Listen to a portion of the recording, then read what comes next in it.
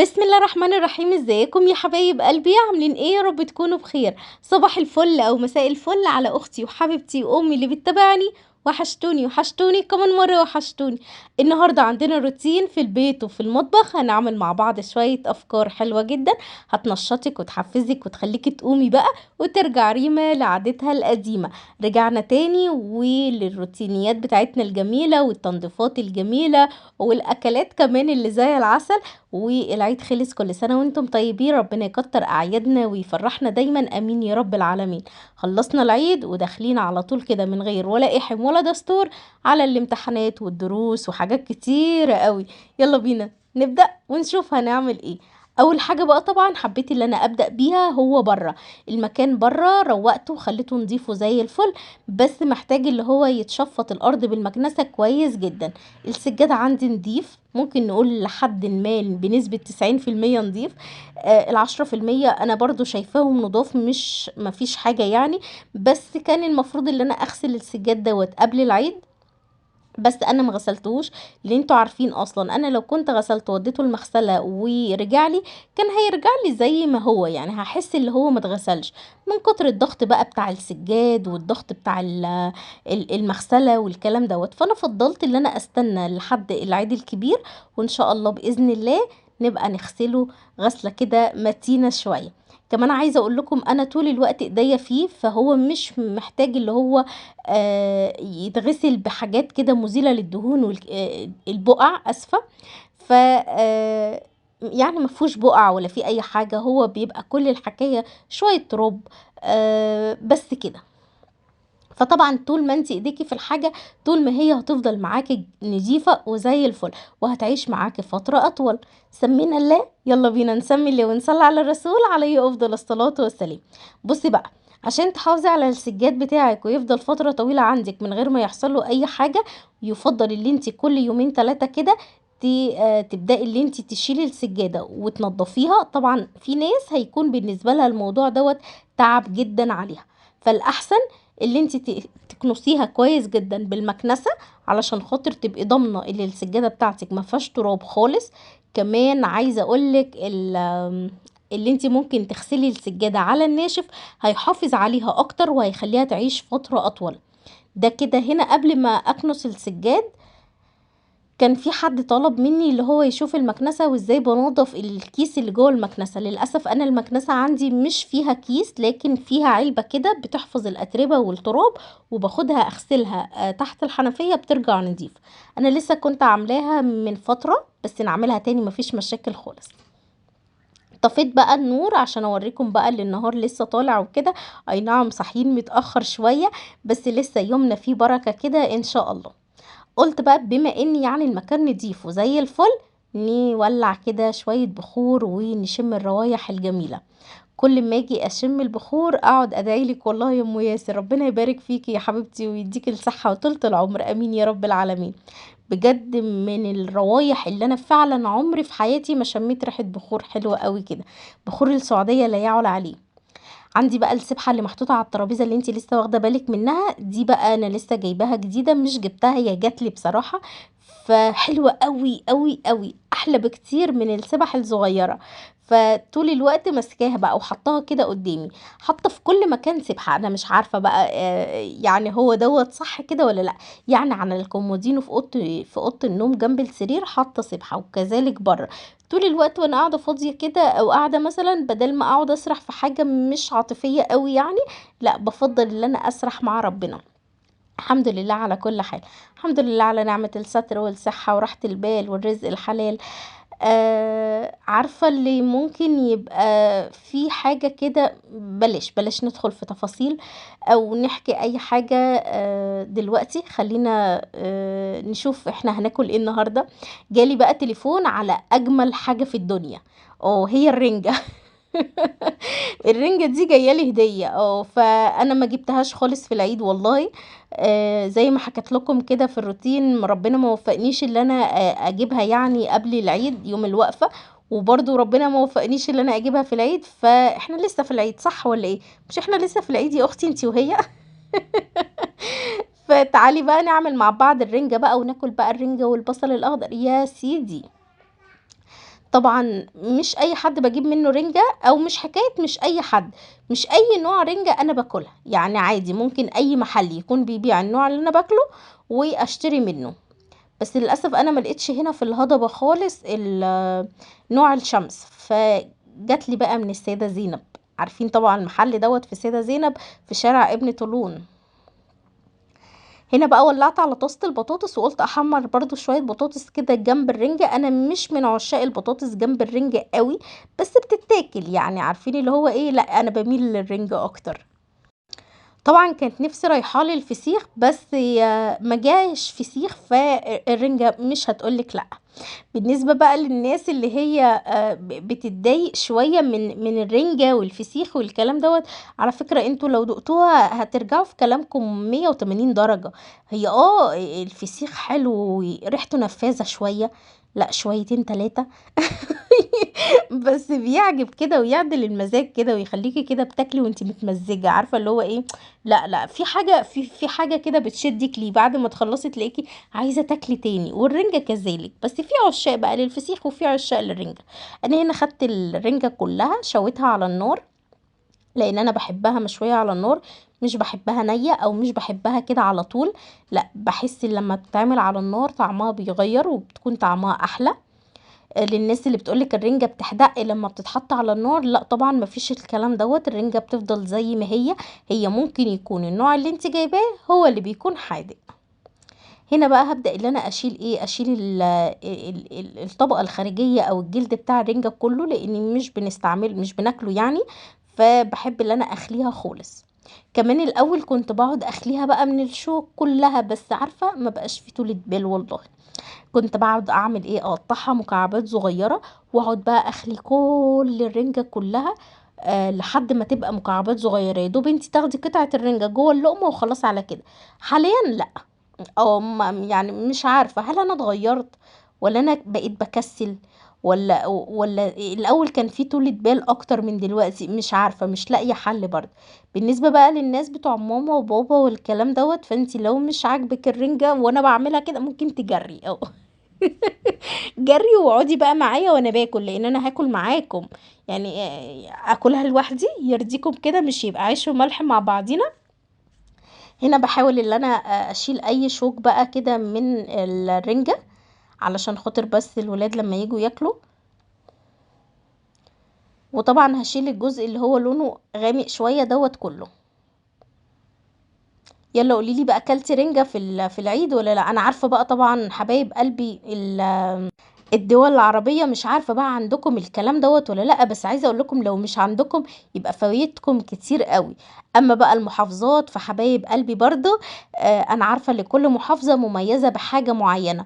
يلا اكتبي لي انت من محافظة ايه، وايه الحاجة المميزة عندك. يعني محافظة اسكندرية ملك السمك، وبورسعيد والسويس ودمياط والكلام اللي هو الحلو دوت كده. كل المحافظات ديت يعني عايزة اقول لكم ايه، انتوا والبحر بسم الله ما شاء الله. فاكتبوا لي بقى عندكم ايه. على فكرة في ناس كتير قوي برضو بتحب الفسيق السردين والملوحة والكلام ده، انا بحبهم، بس عندي في البيت محدش بيشجعني. فبتشجع بايه؟ بتشجع بالرنجة، يعني هم بياكلوا الرنجة فانا بتشجع بالرنجة معاهم. هشيل بقى كمية الشوك كلها من الرنجة، ويبقى كده الدنيا تمام وزي الفل. خلصت الكمية كلها. يلا لم الليلة بقى ديت كده يا هبة بسرعة، وروحي اغسلي ايديكي وتعالي نكمل مع بعض ونعمل البصل ونظبط بقية الرنجة بتاعتنا ونبص على البطاطس. انا مش عايزة اقول لكم خدوا فكرة ونفذوها بكرة، لان انتوا اكيد نفذتوها من يومين تلاتة. فانت لو ما نفذتهاش فليكي الفرصة اللي انت تنفذيها بكرة.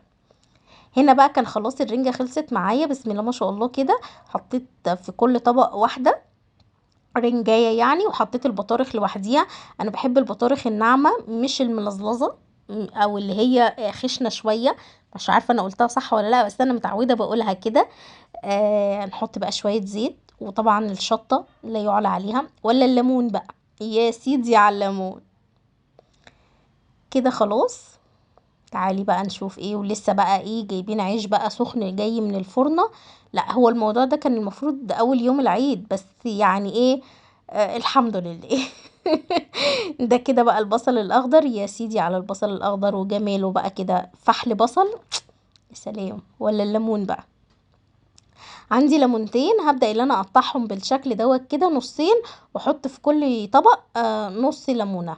واللي عايز طبعا في ليمون في التلاجة، يعني اللي عايز ممكن نزود عادي مفيش مشاكل. بس كده. وعايزه اقول لكم كمان الاكله ديت ما بتتاكلش غير مع الحبايب، يعني لازم يبقى في حد بتحبيه وانت بتاكلي الرنجه ديت كده. لان هي بتلم وبتجمع كده وبتخلي ال يعني ايه، الاكله لطيفه شويه. هنا بقى كانت البطاطس لسه على النار، فانا استغليت الفرصه اللي انا ايه اكل بقى كده حته رنجه كده في لقمه واكلها معاكم عشان يبقى عيش وملح. لقمة كبيرة كده، اهم حاجة تبقى كبيرة ها، وقطعة الرنجة برضو تبقى كبيرة كده اهم يا جمال، على طول كده هم هم. بصي يعني انت بتاكلي القطمة من هنا وتلاقيكي بتلحني بقى، بتسافري كده حتة بعيدة. لا لا، الموضوع جميل وانا جوعت تاني، انا كده جوعت تاني. المشكلة بقى مش في كده، اللي المشكلة الرنجة طلعت عطشانة قوي، يعني بعد ما اكلتها اكتشفت اللي هي يا عيني كانت عطشانة تقريبا ولا ايه مش عارفة. كمية مية شربتها رهيبة، ده انا خلصت كالورة المية كلها. بس كده. هي فعلا طلعت عطشانة. انا هنا مش بشوح لحد على فكرة، لا ده انا بلحن من كتر طعم الرنجة. هم بره عمالين ينادوا عليا ها خلاص، لا لسه. عارفين اللي هو ايه، استغمية، لا لسه. خلاويص لسه. بطارخ، ما احنا لازم ندوق البطارخ، يعني هندوق الرنجة من غير البطارخ؟ لا البطارخ وعليها عصرة ليمونة كده. بس هم كانوا واخدين الشطة، عارفين لو ما كانوش واخدينها كنت رشيت رشة كده. هنا لا لا لا كده كتير. البطاطس لسه على النار.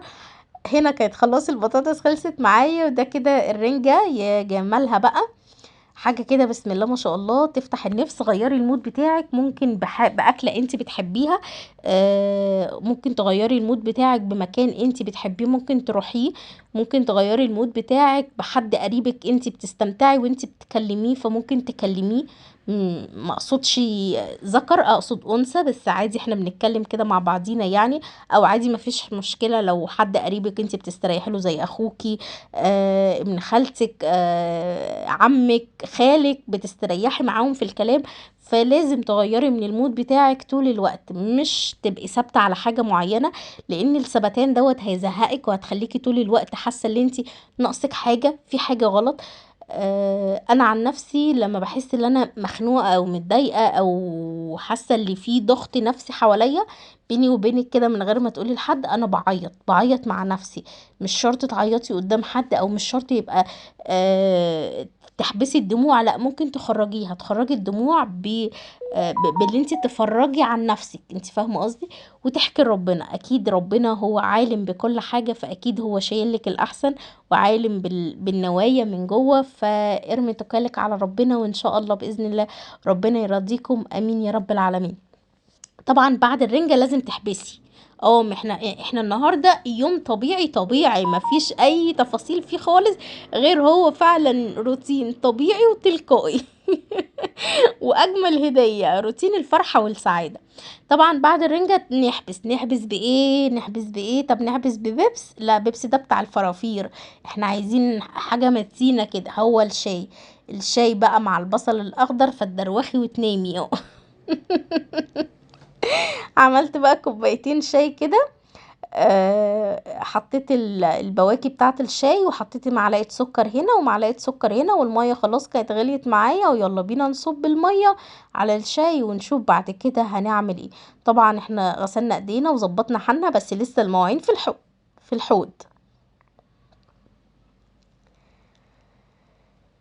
خلاص كده خلاص. تعالي بقى نجرب بقى الترند الجديد اللي هو قالب الفيسبوك وقالب الدنيا بتاع جعفر العمدة. يعني ما نشوف اخر جعفر العمدة معانا ايه. خلصنا من المسلسل، بس برضو لسه التفاصيل بتاعته عايشة معانا. نجرب بقى المعلقة، هل هي بتقلب بسرعة ولا العكس هو اللي بيقلب بسرعة؟ يعني انا شايفة ما فيش اختلاف حتى في الطعم برضو، ما تخيلتش اي حاجة. يمكن كده شاي بالياسمين والناحية التانية شاي عادي عادي جدا، ما فيهاش اختلاف. هي مشكلتها اللي بتقلب اسرع بس بسيط يعني. بس كده ناخد بقى كوبايتين الشاي ونخرج برا، نقعد نشرب كوبايتين الشاي الحلوين الجمال اللي زي العسل دول مع اي حاجة في التلفزيون شغالة بدل ما ننام واحنا قاعدين. وبعد كده نغسل بقى شوية المواعين. مفيش مواعين كتير لان قبل ما ابدا اعمل الرنجة كان الحوض عندي فاضي خالص مفهوش مواعين. فالمواعين اللي طلعت اللي احنا اكلنا فيها دلوقتي وبس كده الحمد لله. فهنغسل بقى كل المواعين معانا ونظبطها ونخلي الدنيا نظيفة وزي الفل. وطبعا زي ما متعودين واحنا واقفين بنغسل المواعين بندعي كتير ونستغفر اكتر ونحمد ربنا اكتر واكتر على كل حاجة. الحمد لله على نعمة الستر والصحة وراحة البال والرزق الحلال. رزقك مش بس فلوس، رزقك ممكن يكون حاجة انت مش واخدة بالك منها ربنا معوضك بيها. زي حب الناس، زي مثلا زوج صالح، زي اهل كويسين، زي اولاد معاكي، زي ممكن صحة، ممكن حاجات كتيرة جدا جدا جدا. رزقك ممكن يكون في وسط الحاجات ديت. مش بس الرزق فلوس، لا الرزق حاجات كتيرة جدا جدا جدا. فبحاول على قد ما اقدر زي ما بقول لنفسي الكلام دوت بقول لكم برضو نفس الكلام. وبرجع اسمع الروتين تاني وبقوله لنفسي للمرة التانية، او بسمع تاني وبقوله برضو وبكرر مع نفسي كل حاجة بقولها لكم. فاحمدي ربنا طول الوقت واستغفري اكتر. متعرفيش ربنا مخبلنا ايه.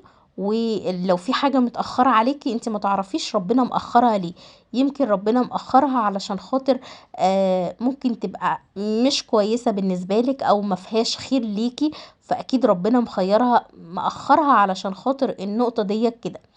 فيا عالم ربنا مأخر الحاجات اللي احنا بنتمناها او الحاجات اللي نفسنا فيها ليه. علشان خاطر حكمة ربنا بس. فاحنا بنقول الحمد لله على كل حاجة. الحمد لله على نعمة الستر والصحة وكل حاجة كل حاجة في حياتنا جميلة. خليكي طول الوقت مقتنعة اللي انت فيه دوت خير من عند ربنا. اللي انت فيه دوت نعمة من عند ربنا. اللي انت فيه دوت حب من عند ربنا.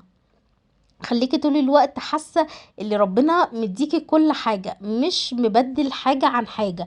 فربنا مدينا كل حاجة الحمد لله. بس احنا نحاول ان احنا نحمد ربنا طول الوقت. نحاول ان احنا يبقى عندنا يقين بالله اكتر من كده. نحاول ان احنا يبقى طول الوقت عندنا ثقة في الله. اللي كل حاجة ربنا بيدهنا فهو اكيد شايف وعالم بكل حاجة. فالحمد لله على كل حاجة الحمد لله. لو حطيتي الكلام ده في دماغك ومشيتي بيه فعلا هتحسي اللي انتي واخدة كل حاجة، اللي انتي مبسوطة من كل حاجة. على فكرة راحة البال والسعادة بتيجي من الرضا. طول ما انتي راضية طول ما انتي هتبقي في راحة بال. طول ما انتي هتبقي سعيدة. لكن تخيلي كده واحدة مش راضية بالعيشة اللي هي عايشاها.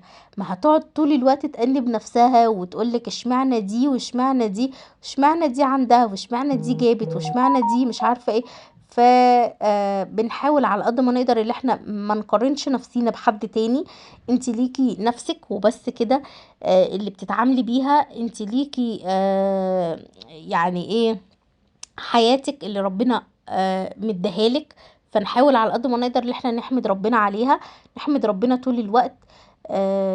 ما تعرفيش الشخصية اللي هي معاها فلوس ديت هي دفعت ايه علشان خاطر تاخد الفلوس ديت. ما تعرفيش الشخصية اللي معاها مثلا حاجة انت نفسك فيها هي ضحت بايه او ربنا اخد منها ايه علشان خاطر تبقى هي معاها كده.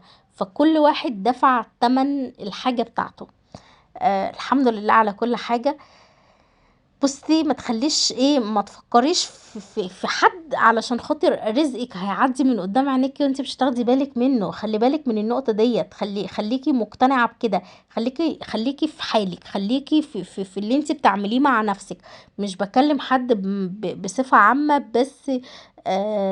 بكلم كل حد يعني بتكلم معاكم اكننا قاعدين مع بعضينا. وبقول لنفسي برضو يعني انا مش بس بسكت كده وخلاص. لا انا بتكلم معاكم واكني بكلم نفسي بالظبط. طبعا عايزه اقول لكم اللهم صل على النبي. انا كنت فاتحه الحنفيه من شويه علشان الطبق فيه حاجات لازقه وكنت فاتحاها على ميه سخنه لان هي مهما اغسل فيها هي مش هتطلع خالص لان الطبق كان فيه صوص شوكولاته. فالموضوع كان صعب قوي اللي هي تتشال كده بسهوله. هنا بالمره بقى قلت بالمره قبل ما اغسل الحوض الم بقى الايه، البوتاجاز عندي نضيف، بس المكان اللي انا شويت فيه الرنجة هو اللي مش عاطفي قوي، والريحة طبعا لو نسيت وولعت العين تاني فالموضوع هيبقى صعب قوي، فمستحب ان انتي تغسليه على طول. انا مش عندي ورق فويل، لو كان عندي ورق فويل كنت غطيت البوتاجاز بورق فويل واشتغلت على طول على البوتاجاز وهو محطوط عليه الورق الفويل، وبعد كده لميته ورميته والموضوع بقى بسيط، لكن للأسف مش متوفر عندي، خلص. فلما انزل بقى هبقى اجيب ان شاء الله. يلا اكتبولي بقى تحت في الكومنتات عملتوا اكل ايه النهارده عشان اغش منكم واعمل بكره ان شاء الله باذن الله. غسلت كده الحامل ده، انا هغسل حامل واحد واغسل العين ديت، بقيه العيون نضيفه الحمد لله. طبعا كلها زيوت مطرح الرنجة، فهحاول ان انا اغسلها كده كويس جدا عشان اتاكد اللي هي ايه نتفت وبقت زي الفل.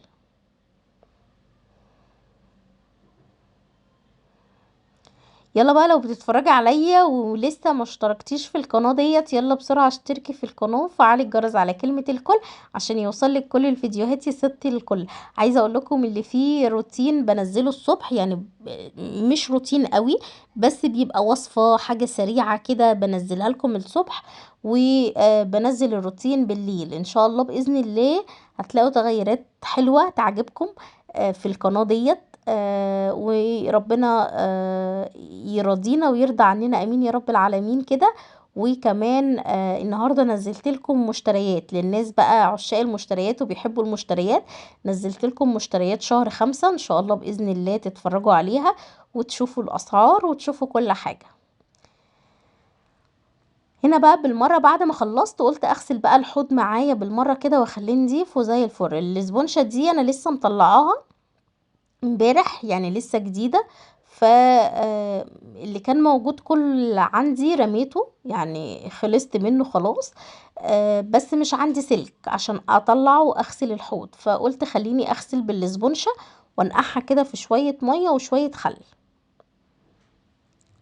اغسل بقى الحنفية، الكاميرا مش جايبة زاوية الحنفية قوي بس جايبة الحوض يعني. اغسل بقى الحوض كده عشان يبقى نظيف وكل حاجة بقى قدامنا بتلمع وزي الفل. النظافة بتبان من ابسط حاجة، يعني من اقل تفاصيلة بتبان الست النظيفة من الست اللي مش نظيفة. فخلي بالك من النقطة البسيطة دي، ممكن تكوني بتعملي كل حاجة بس في تكات كده يعني انت بتنسيها او مش بتيجي على بالك. التكات البسيطة ديت هي دي اللي بتبين بقى، هي دي اللي بتبين الست النظيفة ولا لا. وعودي نفسك لما تيجي تنظفي حاجة او تعملي حاجة اعمليها بتفاصيل تفاصيل تفاصيل تفاصيلها. ليه بقى؟ لان بعد كده هترتاحي في ايه؟ هترتاحي لما تيجي تنضفيها المرة اللي بعديها هتلاقيها هي بالنسبة لك نظيفة، انتي مجرد بس ما هتلمعيها هترتبيها، لكن التفاصيل اللي انتي عملتيها اول مرة هي دي اللي بتخلي المكان نظيف. زي ما بنيجي نمسح الارض، لما بنيجي نمسح الارض كده بنمسح وخلاص، لا، طب بصي على الاركان، بصي على الزوايا اللي في الارض، بصي على الحز اللي بيكون عليه تراب ما بناخدش باله من.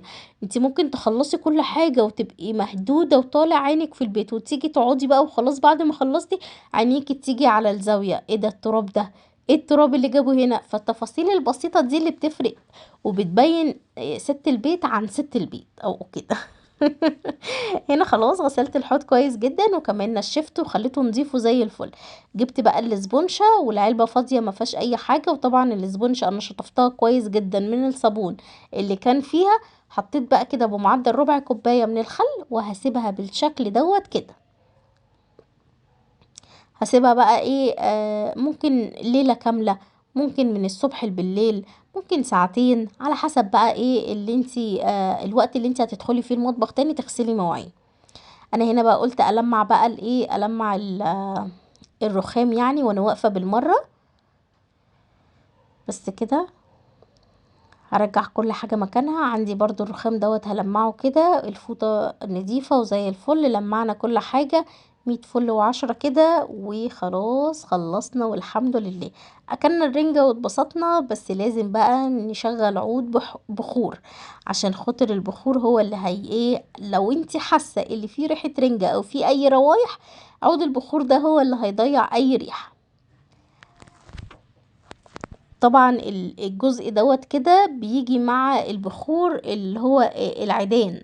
فهنا حطيت عود بخور بالقرنفل، والتاني مش عارفة بالايه بصراحة، مش فاكرة قوي، بس ريحتهم الاتنين مع بعض برضو جبارين يعني. هولعهم بقى واحطهم بالشكل دوت كده شوية في المطبخ، وبعد ما يوصلوا للنص كده هاخدهم احطهم بره عشان اشم برضو الريحة وانا قاعدة بره. كده خلاص الروتين بتاعنا خلص النهاردة. بحبكم في الله، وسلام عليكم.